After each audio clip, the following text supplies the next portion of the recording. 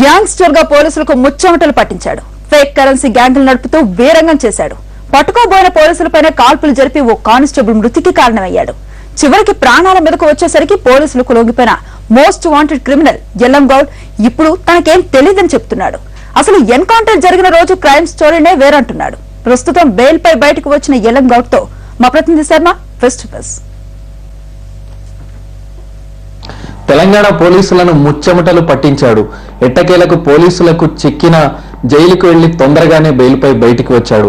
Operation fake currency పేరుతో పోలీసులు నిర్వహించినటువంటి వ్యూహాన్ని చిత్తు చేసిన ఎల్లంగౌడ్తో మాట్లాడదాం. మీరు ఆ రోజు దాడికి తెగబడ్డారు. వాళ్ళు పోలీసులని మీకు తెలియదా? నాకేం తెలియదు సార్, పోలీసులని నాకేం తెలియదు. ఆ సంఘటన ప్లేస్లకి నేను రాకూడదు, వేరే ఫ్రెండ్ వాళ్ళ విషయంలో నేను వచ్చాను, కానీ నాకు అట్లాంటిది అనేది పోలీసు అనే విషయం కూడా నాకు తెలియదు. అక్కడ సంఘటన సమయంలో కూడా నేను లేని బయటనే ఉన్నా. నేను వాళ్ళని చూసి నేను సైడ్కి వెళ్ళిపోయినాను. అంటే ఫేక్ కరెన్సీ మీరు తీసుకొస్తున్నారు, దాంట్లోనే వాళ్ళు మిమ్మల్ని ఫేక్ కరెన్సీకి నాకు అట్లాంటిది సంబంధం లేదండి. ఇప్పటివరకు నాకు అట్లాంటి ఏమో అసలు ఫేక్ కరెన్సీలో నాకు ఎట్లాంటి సంబంధాలు లేవు. ఇంతవరకు ఫేక్ కరెన్సీ విషయంలో కూడా పోలేదు. ఏమున్నా నేను రాజకీయంగా ఎదగాలని ట్రై చేశాను సిద్దిపేటలో, అంతేగాని నేను ఈ ఫేక్ కరెన్సీ విషయంలో నాకు ఎట్లాంటి సంబంధాలు ఒక మిత్రుని గురించి వచ్చి ఇంత ప్రాబ్లం క్రియేట్ చేసుకోవాల్సి వచ్చింది. లక్షల రూపాయలు నకిలీ కరెన్సీని తీసుకొచ్చి చెలామణి చేస్తున్నారన్నది ప్రధానమైనటువంటి అభియోగం. దానికి సంబంధించి పోలీసుల దగ్గర కూడా ఆధారాలు ఉన్నాయి. లక్ష రూపాయలు అన్నది ఓన్లీ 420 కేసు. అది చీట్ చేశాడు. కలర్ జిరాక్స్ పేపర్స్ అవి వాళ్ళు చేసేది 420 చేస్తాడు, అటు చీట్ చేస్తాడు తప్ప అట్లాంటి ఫేక్ కరెన్సీ ఎవరు చేస్తారు? ముస్తఫా చనిపోయిన తను చేస్తాడని తెలిసింది. కానీ ఇది ఒరిజినల్ గా ప్రింట్ అవుట్ నోట్స్ కాదు, ఇవి దొంగ నోట్లు చెలామణి చేసాడు కాదు ఆయన. అది అంటే ఏం చేస్తాడు?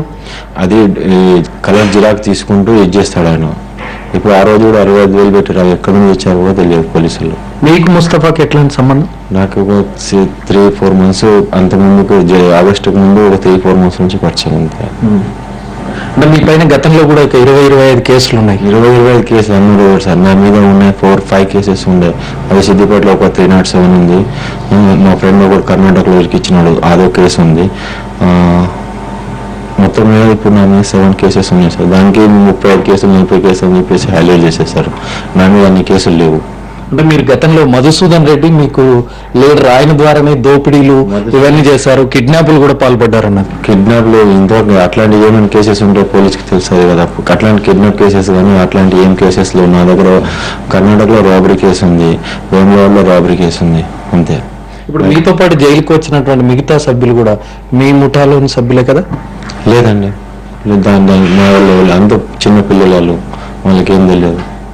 అంటే ఒకవేళ మీరు చేయకపోతే తప్పు కనుక ఆ రోజు అక్కడి నుంచి పారిపోయి ఎక్కడెక్కడ ఉండాల్సిన అవసరమే ఉంది. అసలు సిచ్యువేషన్ చనిపోయిన సంగతి కూడా నాకు తెలియదు సార్.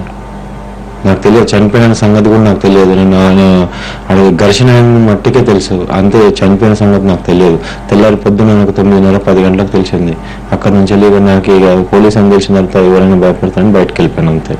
అంటే అప్పటి వరకు మీరు పోలీసులు వాళ్ళు అని తెలియదా? పోలీస్ అని తెలియదు, చనిపోయిన సంగతి కూడా తెలియదు నాకు. అంటే దాడి చేసి పారిపోయారా? నేను దాడి చేయలేదు, వాడు ముస్తఫా కదా చేసినాడు దాడి. ఇట్లా డైరెక్ట్ రాగానే కొట్టుడు పోగొట్టునే కొట్టుడు స్టార్ట్ అవగానే నేను అన్నించి పోలీస్ అని చెప్పేసి సైడ్ వెళ్ళిపోయాను పాన్ షాప్ దగ్గరికి వెళ్ళి. అంటే మీకు అప్పటి నుంచే భయం వేసిందా పోలీసుల మీద దాడి జరిపాం కాబట్టి ఏదైనా జరగవచ్చు అని? అప్పటి నుంచి అసలు పోలీస్ అని తెలియడం లేదు. అప్పటికి సిచ్యువేషన్ స్టార్ట్ కాగానే ఆ నుంచి వెళ్ళిపోయాను. అప్పటికి వెళ్ళిపోగానే కథ నాకు భయం స్టార్ట్ అయింది. అక్కడి నుంచి వెళ్ళి పొద్దున్న నేను ఏమనుకున్నాను, పొద్దున వేమలాడికి వెళ్ళి సిలిండర్ అయిదామని ట్రై చేసినాను.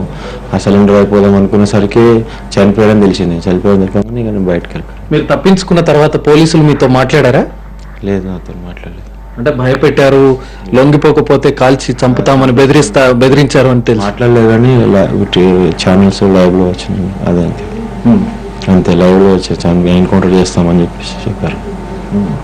మీకు ఒక నాయకుడు ఉన్నాడు, ఒక రాజకీయ నాయకుడు మీ వెనుక ఉన్నాడు అనేటువంటి వార్తలు కూడా సిద్దిపేటకు సంబంధించిన ఒక నాయకుడు.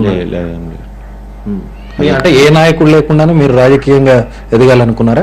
లేదండి, అప్పటి నుంచి నేను చాలా సంవత్సరాల నుంచి కష్టపడుతున్నా, 4 years నుంచి కష్టపడుతున్నా రాజకీయంగా ఎదగాలని, అంతేగాని ఏ రాజకీయంగా.